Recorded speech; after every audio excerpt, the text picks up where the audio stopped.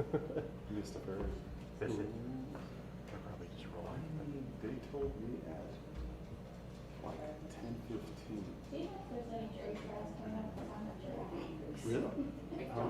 They at least gave me a heads up last night. And it was like 6 in the morning. I was working out. I was in my personal car, and I'm about to say, every time I honestly, Yeah. every time I go in my personal car, they call me.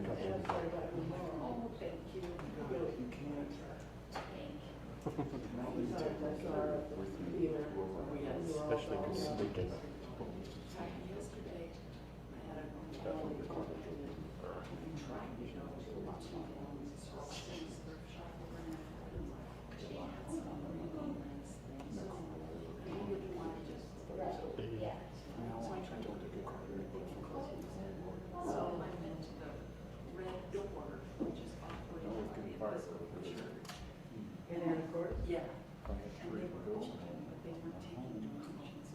Oh, man. I went up to the court and I said, do you make any exceptions? I said, because I have some rights that is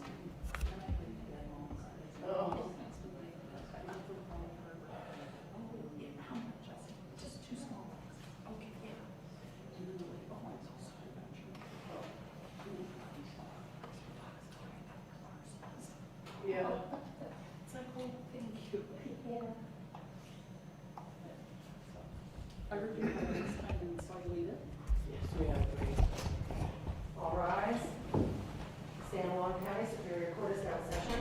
The Honorable Kathleen Lord presiding. Good afternoon, Your Honor. We are on the record. Thank you. Good afternoon. Be seated, please.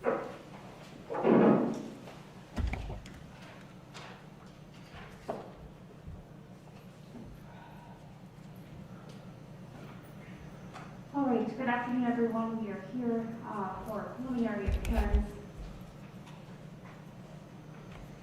in the matter of State of Washington versus Dwight Henline, cause number 22-1-05013-28. I want to address a number of matters before we get started. Actually, first let me change the name here.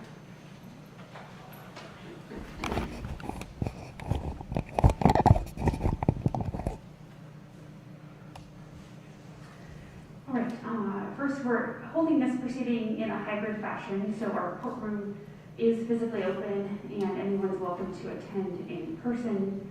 I know the parties also are appearing remotely or via video through the Microsoft Teams platform. So this time I want to make sure that everyone can see and hear one another. Mr. Henline, can you see and hear me right now, sir? Oh, actually my camera's not on. This is a good test. Okay. Mr. Henline, can you see and hear me, sir? Yes, Okay, I'm going to need to have you raise your voice a little bit to make sure that I can hear you as well. Can you see me, sir? yes, ma'am. Okay. And can you see Mr. Fritz, who's the public defender? Can you see him on the screen right now? Yes, ma'am. All right. And then finally, can you see Ms. Barnett, who is here as the deputy prosecuting attorney for the state? Yes, ma'am. Okay. Mr. Heinlein, if at any point you need to speak with Mr. Fritz, the public defender, confidentially, I'd like you to raise your hand and we'll take a break so that you can communicate with him confidentially through a tablet and you'll be able to disconnect from this proceeding to do that. Do you understand? Yes, ma'am. Okay. I understand that a number of members of the media have requested to record the proceeding either in the courtroom or remotely. And under General Rule 16, recording is presumptively allowed. It applies to the courtroom proceeding, but I would apply it by analogy to any media who are wanting to record remotely. Do either of the parties object to the media recording either the audio or video of the proceeding? State does not object. Yeah. I'm sorry, Mr. Fritz, that you cut off in part. Did you have any objection? Okay, I believe I heard you say no, and I apologize, the connection's not quite clear, but I believe I heard you say no. So just to be clear then, members of the media are permitted to record the audio and the video of the proceeding. That is a privilege for the media. If any member of the public wants to have a recording, an official recording is available from the clerk's office. So I just want to clarify that. Any further clarification needed before we go forward? Your Honor, does that apply for the stream as well? We're going to record in person, but also virtually. Yes, again, because we're holding it in a hybrid format, I'm allowing the media to record either the remote portion of that, which is the video and audio being projected remotely, or the in-courtroom proceeding portion. Thank you for clarifying. Again, the primary concern with media is just to make sure that there's not a disturbance or distraction, and I appreciate that folks have situated themselves in a location to minimize any distraction, so thank you. All right, Mr. Henline, this is your first appearance after being arrested, and I need to inform you of a few important rights that you have, sir. First, you have the right to an attorney at each phase of the proceeding. I understand that you've already been screened for the Public Defender Service, and that you've been deemed qualified, and I believe Mr. Fritz has actually filed a notice of appearance. Is that right, Mr. Fritz? That's correct, Your Honor. Okay. So, Mr. Henline, Mr. Fritz has been appointed to represent you in this matter and has filed a notice of appearance on your behalf. I also want to inform you of the nature of the allegations against you. My understanding is that charges have not officially yet been filed. I have received a report through the sheriff's office that's called a certification for determination of probable cause. And that report alleges the crime of arson in the first degree. Finally, I want to remind you that you do have the right to remain silent, and that anything you say may be used against you. Yes, ma'am. Okay, thank you, Mr. Henley. I have reviewed the certification for determination of probable cause. I actually had previously found probable cause in order to issue the arrest warrant that was requested. Mr. Fritz, does Mr. Henline intend to oppose the finding of probable cause today or to address that issue?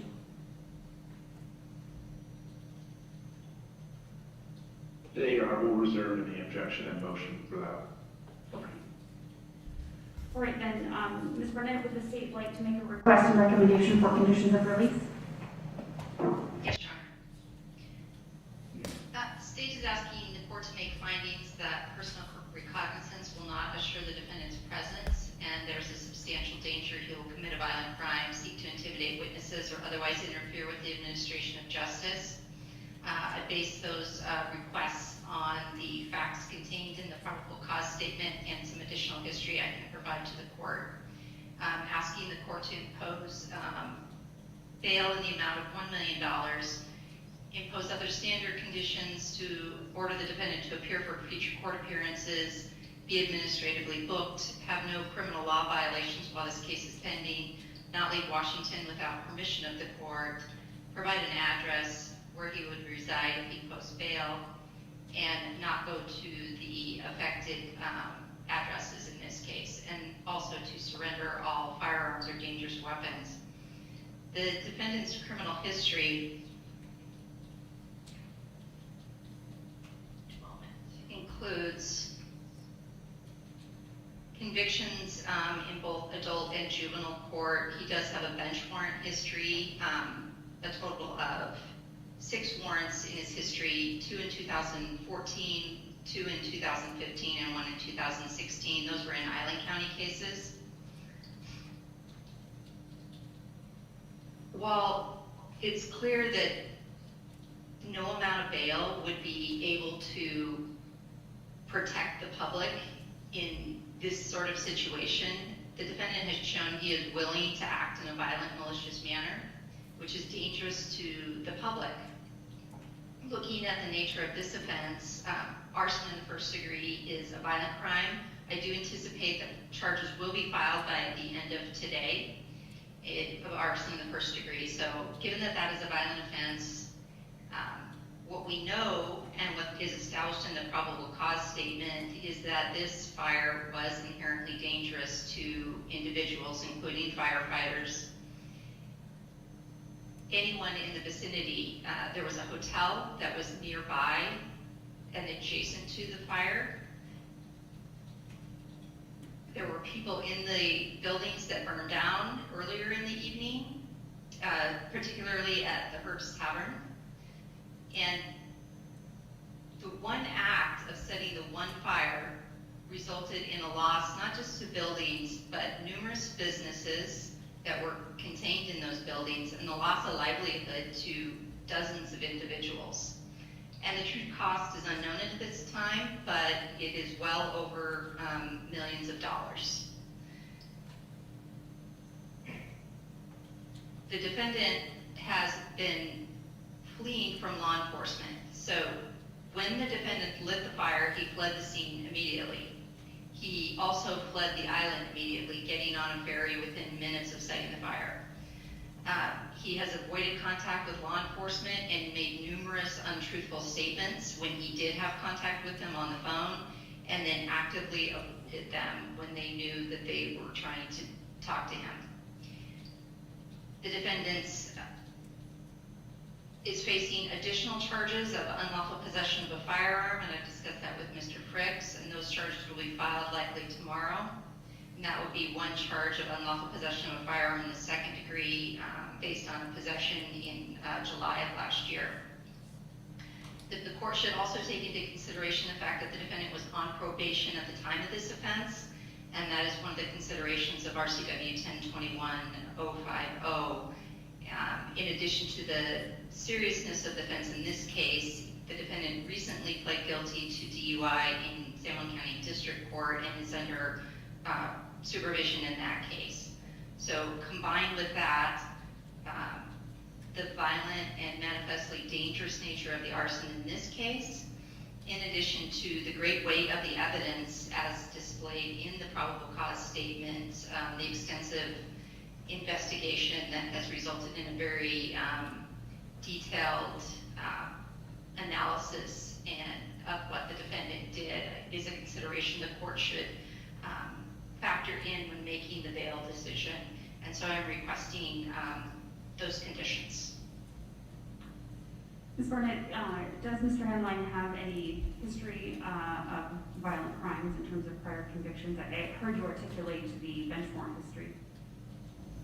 He has a conviction of assault in the 4th degree. His history is misdemeanor history, but the assault in the 4th degree is a domestic violence offense, which is the predicate crime for the unlawful possession of a firearm that is going to be filed. He has a criminal trespass from Island County in 2014, and then some juvenile history of assault 4s, but no statutorily defined violent crimes. Ms. Barnett, in terms of setting an amount of bail, if the court determines that bail is appropriate, I do always try to consider similar offenses and consider an appropriate and commensurate amount of bail objectively, depending on the type of offense.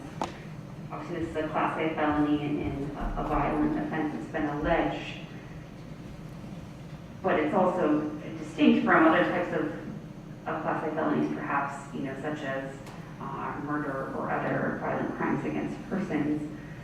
How would the state suggest the court distinguish in terms of amount of bail among types of Class A felonies? Well, it is a violent crime against persons, the way it's categorized. And I don't think we look at just the sentencing in this regard. I think we look at, even though there is the one act, we look at the dangerousness of that act and the safety to the community, and that is a proper condition for the court to consider under 1021-050. And when considering what will reasonably ensure the safety of another person and the community.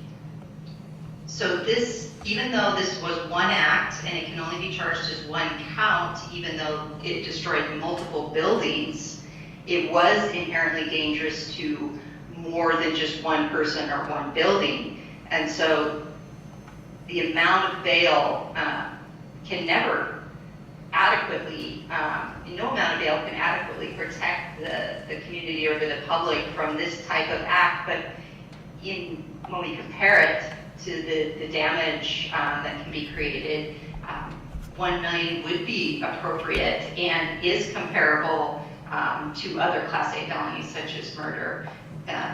But for the timing and the circumstances, loss of life could have happened, and I think the court can consider and should consider by statute is directed to consider the nature of the offense.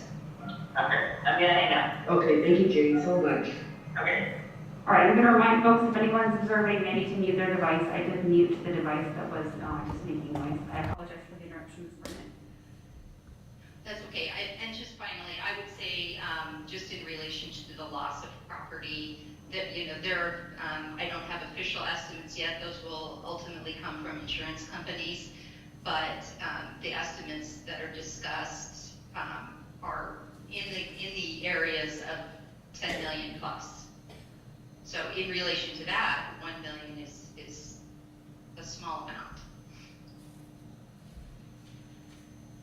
Ms. Burnett, does the state have any information that the court should consider in terms of either I'm looking at the factors under criminal law 3.2 regarding substantial danger. And among those factors are connections to the community, also the accused person's character and mental condition. Are there any considerations the court should be making here in terms of mental health, mental stability, or other connections to the community or other considerations? Based on what I know of the investigation, I believe the defendant's family ties are in Island County. There was one family member that was not cooperative with law enforcement about the defendant's whereabouts. Other family members that were, but as far as mental health issues, I am not aware specifically of issues that I could address with the court at this time. Okay, thank you. Mr. Briggs, response?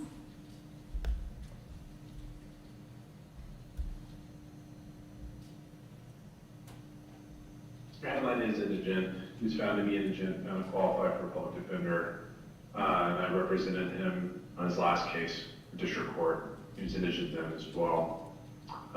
He's recently been evicted and having to relocate back to Island County. That's where his mother lives. So he's not going to be able to post $1 million by any stretch of the imagination. I'm not sure he'd be able to post any amount of bail. I spoke with Julie Harrop, his mother, and I looked her up. She doesn't have any criminal history. She's retired. And if he were to post bail or be released, Mr. Headline would be able to live with her. And she also, I discussed with her how the court considers under Rule 3.2 the willingness of responsible members of the community to vouch for the accused's reliability and assist the accused in complying with conditions of release. And she indicated that she believes that she is that type of person, that she is able to vouch for his reliability and assist him in complying with conditions of release.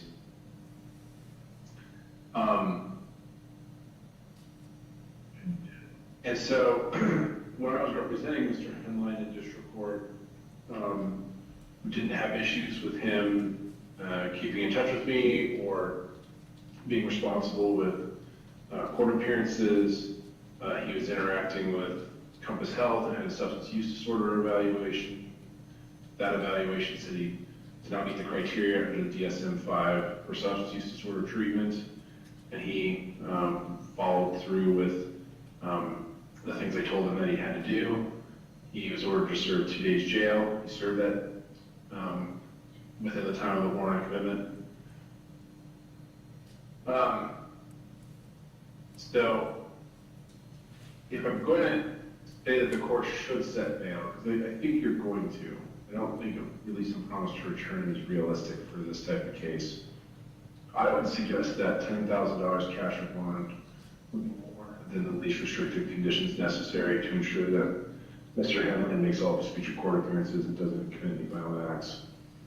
I know you already found probable cause when reviewing the certification and decided to issue the warrant. I think I propose to the court that there are a lot of conclusions that are really legal conclusions, but they're phrased as if they are scientific conclusions. So about somebody knowingly and maliciously causing a fire. You know, that's really a conclusion for a finder of fact under a legal case. Doesn't really, looking at maliciousness from a scientific perspective doesn't really make sense to me. And then, you know, speaking with Mr. Hamline, if the court were to set a bail, he could afford a post, and he could stay with his family members, then he could address this case with me.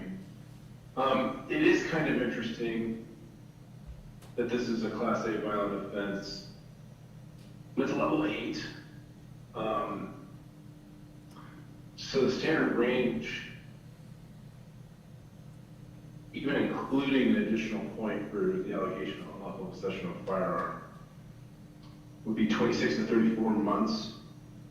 So that's substantially lower than some of the other Class A felonies that were being discussed here.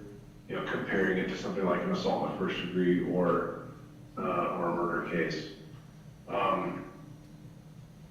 So I think the court can also consider some other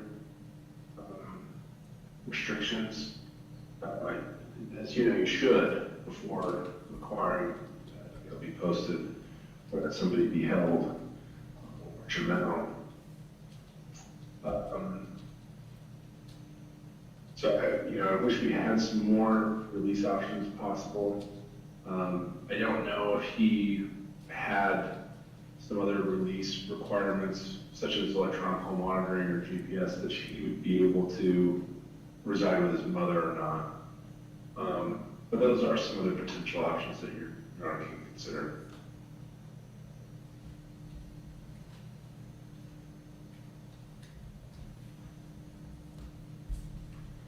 Mr. Brooks, I don't think that I heard you address, is Mr. Henline currently working, and should the court consider that in making a determination? I can get a job. Yeah, I think he's been between work because he just recently was in the process of moving out of Friday Harbor.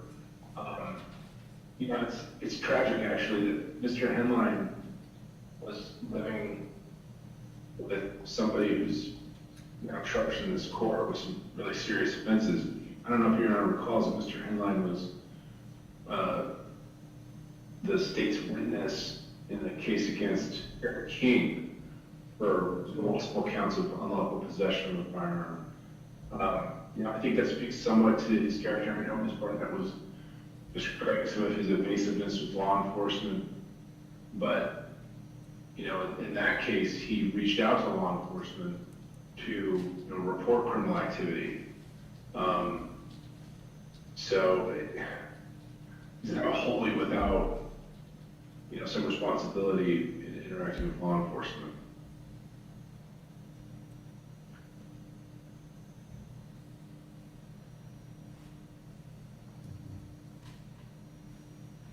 Did you want to say anything else, Mr.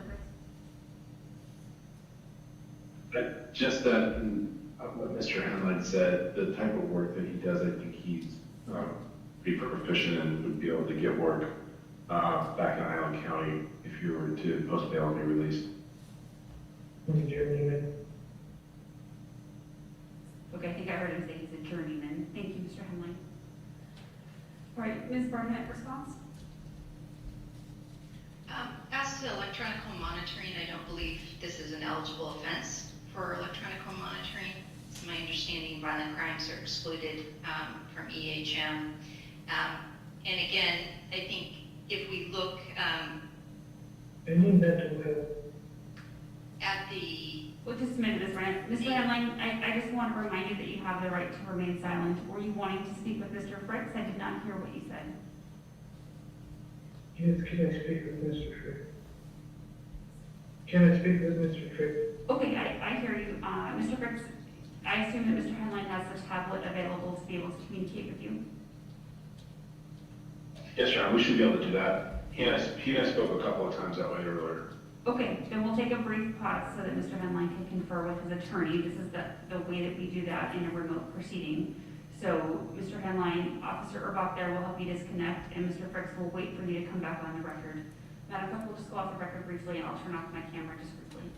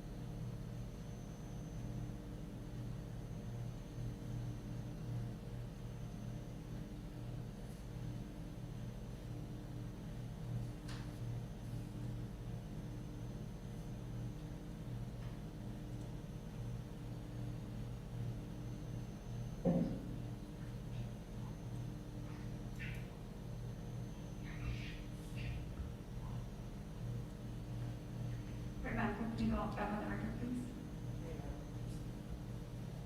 Are we there? Okay, we're back on the record. Mr. Fricks, did you have an opportunity to speak with Mr. Henlon?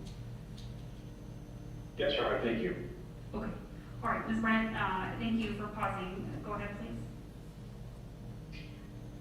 I can answer any questions the court has. I would just point out the one family member that said that they would vouch for Mr. Henline is the one that was not cooperative with law enforcement when they were attempting to speak with her. So I think bail is really the only condition that was going to adequately protect the public, given what the evidence has shown in this case already. One small act leading to manifestly dangerous conditions to the entire community. And Mr. Brooks, do you have any objection to me relying upon that representation by Ms. Burnett? I'll tell you that the application for arrest warrant had quite a bit more information than is in the current version of the probable cause statement that's been filed. So I did have the benefit of information, including, allegations that Mr. Henline couldn't be located, and that at least one family member, his mother, wasn't willing to say where he was, etc. So I have the benefit of that information, but I also want to give you a chance to address if the court should be considering that, or if the court can accept Ms. Barnett's offer of proof. I don't have an objection about that. Okay, Ms. Barnett, anything else? Nothing further.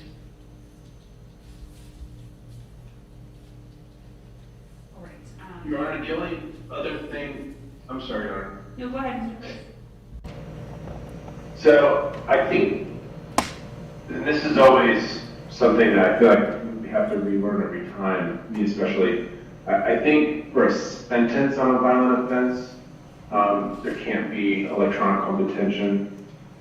But when I read RCW 10.21.90, I think it says there cannot be, a monitoring agency may not agree to monitor pursuant to home detention or electronic monitoring an offender who is currently awaiting trial for a violent or sex offense unless released before trial is secured with a payment of bail. So I think that's a little bit of a distinction. If it's pre-trial, there can be electronic home detention, but only with bail. So the court could impose lower bail than what the state recommends and authorize electronic home detention. But I agree with the reading of that there has to be bail for a violent offense. And I agree for a sentence, you can't do electronic home detention on a violent offense. Okay, thank you for clarifying. Mr. Brooks, do you want to respond at all, Ms. Burnett?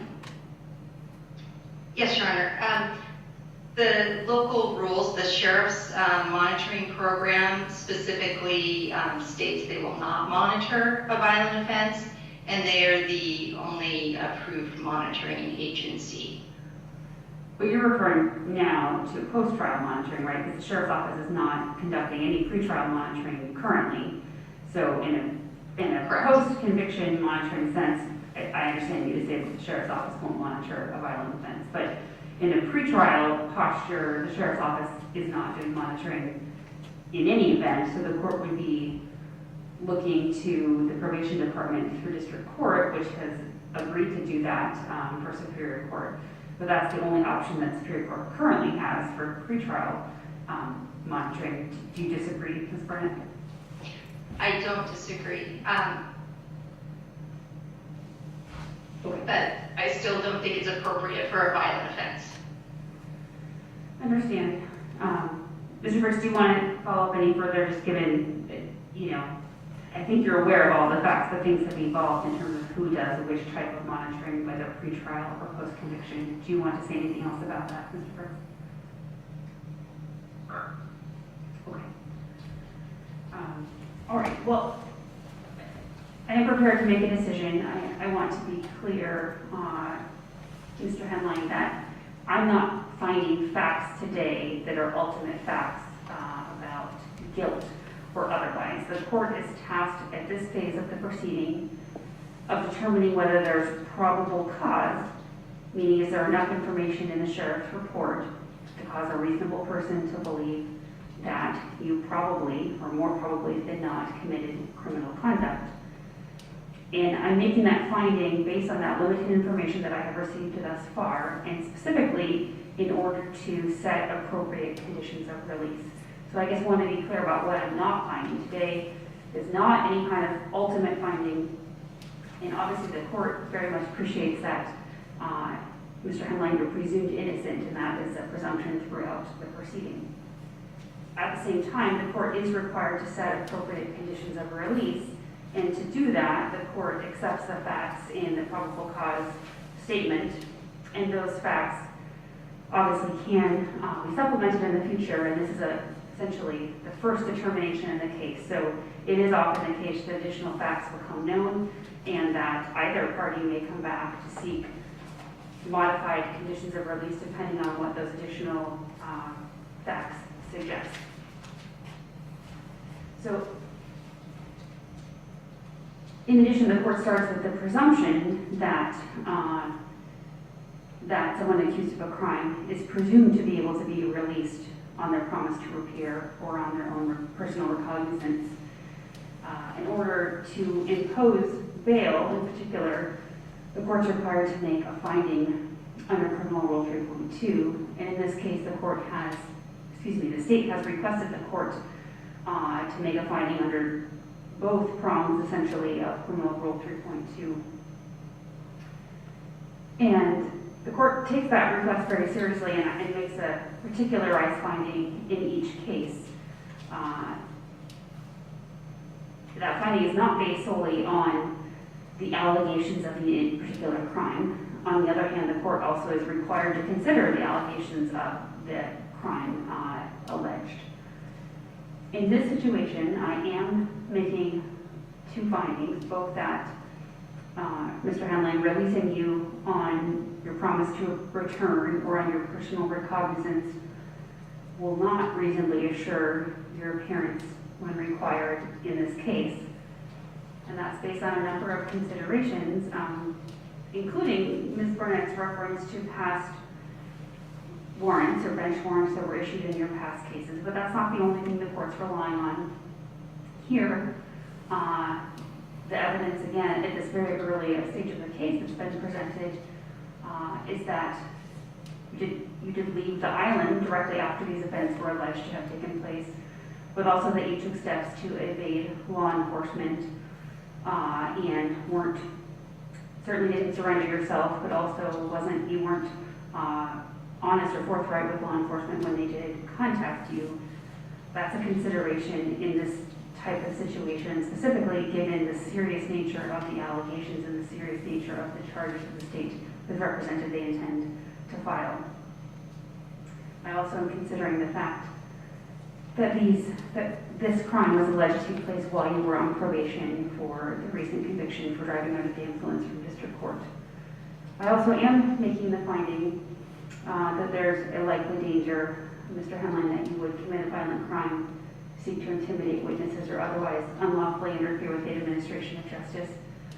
And that finding is mostly based on the allegations of this case and the nature of those allegations and really the reckless nature of those allegations in terms of the threat to community safety, but also the fact that these events were alleged to happen while you were also on probation for that district court matter.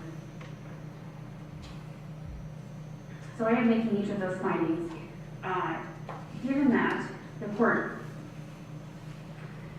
is required to consider whether any restrictions less than bail will reasonably assure your appearance at future hearings. So that's a specific consideration the court has to make. And then separately, in terms of concern for danger to community safety, the court needs to consider a number of factors. Many of those I asked Ms. Barnett about. In addition, where there's a violent offense alleged, if the court does not impose bail, I have to specifically make a finding on the record why the court would not be imposing bail, and that's a separate requirement under RCW 10.19.170. But in all of those considerations, the court also considers a number of factors under RCW 10.21.050, including the nature of the offense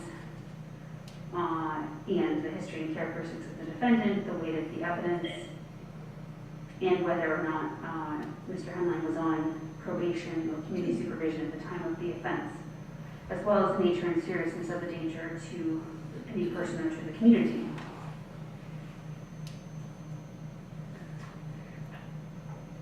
Again, Mr. Hanlon, you haven't heard me say these things before, but counsel has heard me say these things before, and I always look very carefully at whether there are less restrictive conditions that can ensure that someone's going to appear when they're required to, and also to protect the public. I think that's a very important consideration, and bail should truly be used as a means of last resort.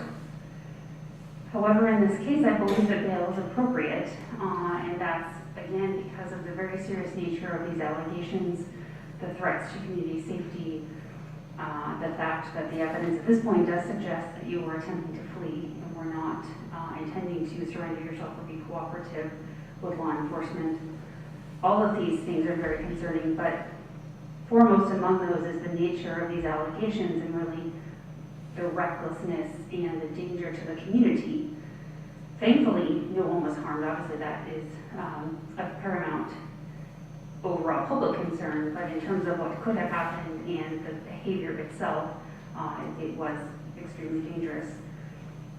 And determining what is an appropriate amount of bail to set, it's an extremely difficult task for the court, and there's no formula, there's no simple measure for that. The court is required to consider someone's ability to pay, and yet the court's not required to set bail in an amount that someone can afford to pay, and that in and of itself is a difficult calculation. The court, in my opinion, needs to set bail in an amount that's commensurate with the seriousness of the alleged offense, and that's consistent to the degree that it can be with different individuals who are alleged to have committed different offenses. In that regard, trying to be consistent in the court's approach, given, of course, that every person is different and the allegations of every case are different.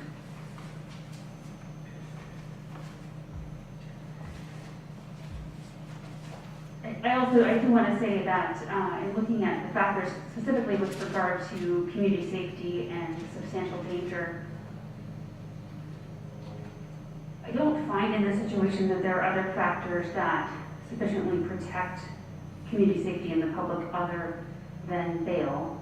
I appreciate that Ms. Headline's mother has communicated with Mr. Fricks and has indicated that she would support him in his obligations, but I am considering the fact that it's at least alleged to have been the case that she was not cooperative in locating Mr. Headline when he was being searched or sought for by law enforcement.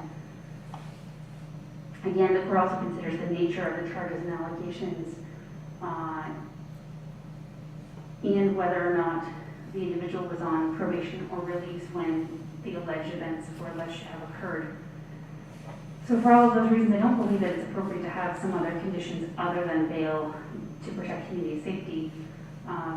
But I also am concerned that a low amount of bail combined with home detention or GPS monitoring would not be sufficient. As was just briefly addressed, or really as an aside, we don't have the benefit right now in Salem County of having a robust pretrial monitoring or home detention. We do have the ability for district court probation to offer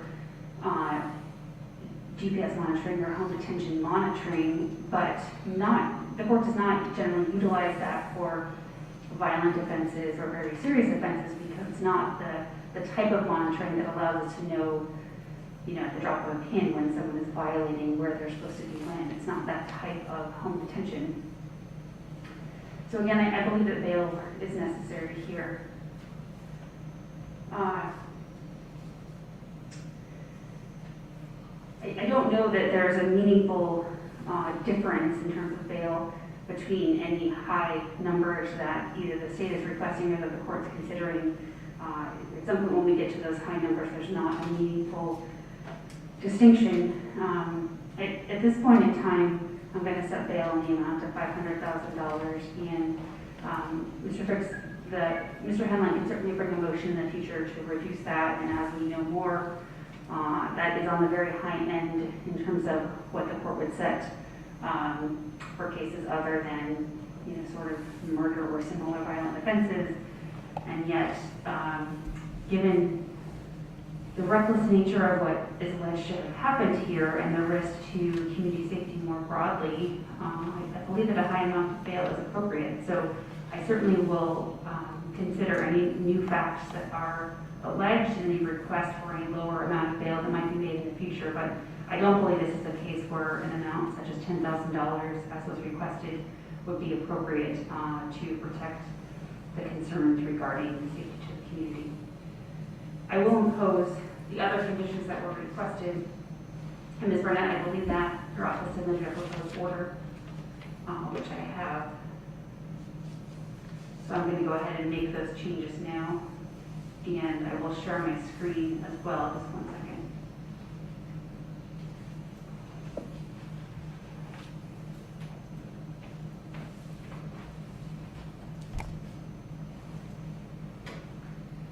All right, Council, can you see that order now? Yes, Your Honor. Okay. All right, so the court is setting bail again at $500,000, cash or bond, conditioned on future court appearances as well as complying with conditions.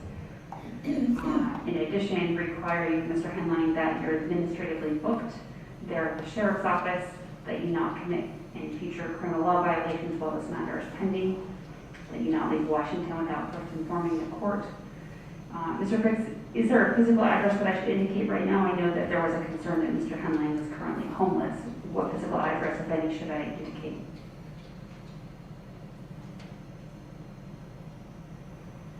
Mr. Henline, is the address in Langley still the best address for you? Yes, sir.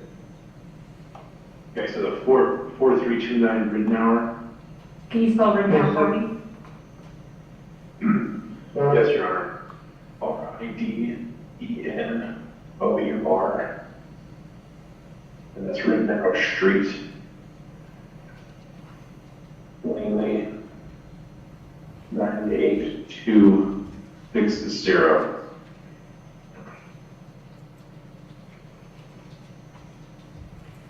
All right, and would that be the same address for mailing, Mr. Fritz? Yes, Your Honor. All right, and is there a phone number that I may indicate? I don't have to if there's not one available. So hold on. Just a moment.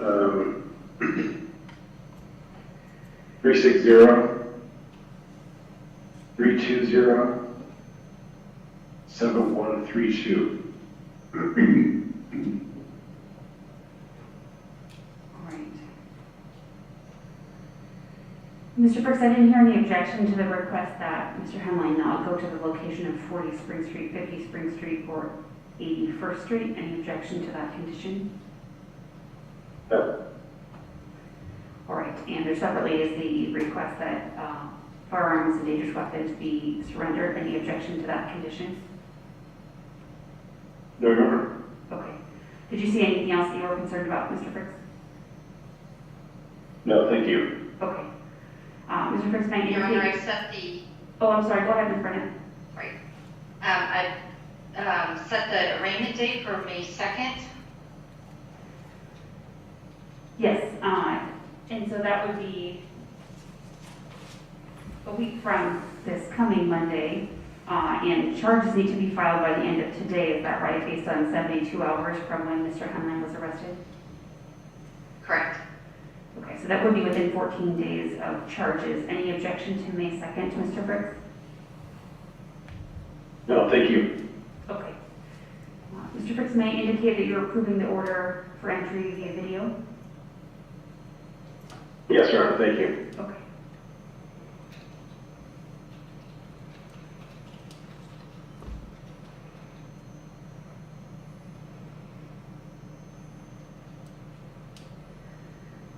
And Ms. Burnett, obviously your office prepared this order. May I indicate that you're approving for entry? Yes, Your Honor. All right. And Ms. Burnett, any objection to me indicating that I read the conditions to Mr. Henline? No. Thank you.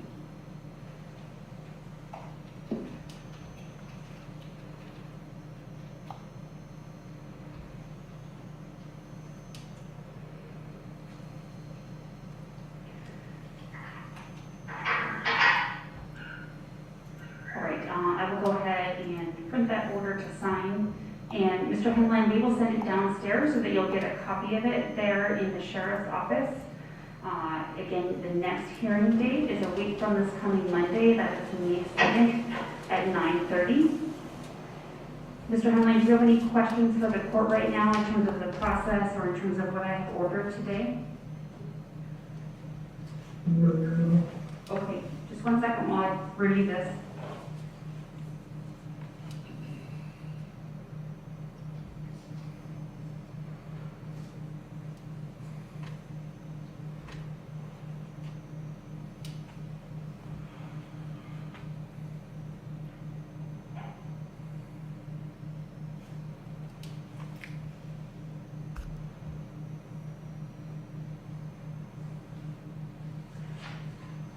entered that order.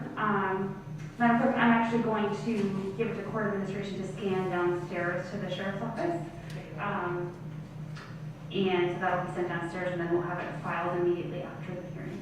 Thank you. Thank you. Anything else to address, Ms. Burnett? Nothing from the state. Anything else to address, Mr. Fritz? Your Honor, thank you. All right, thank you, everyone. Thank you, Mr. Henlon. That concludes the hearing today. Again, we'll be back on May 2nd. Thank you. Court recess. All rise.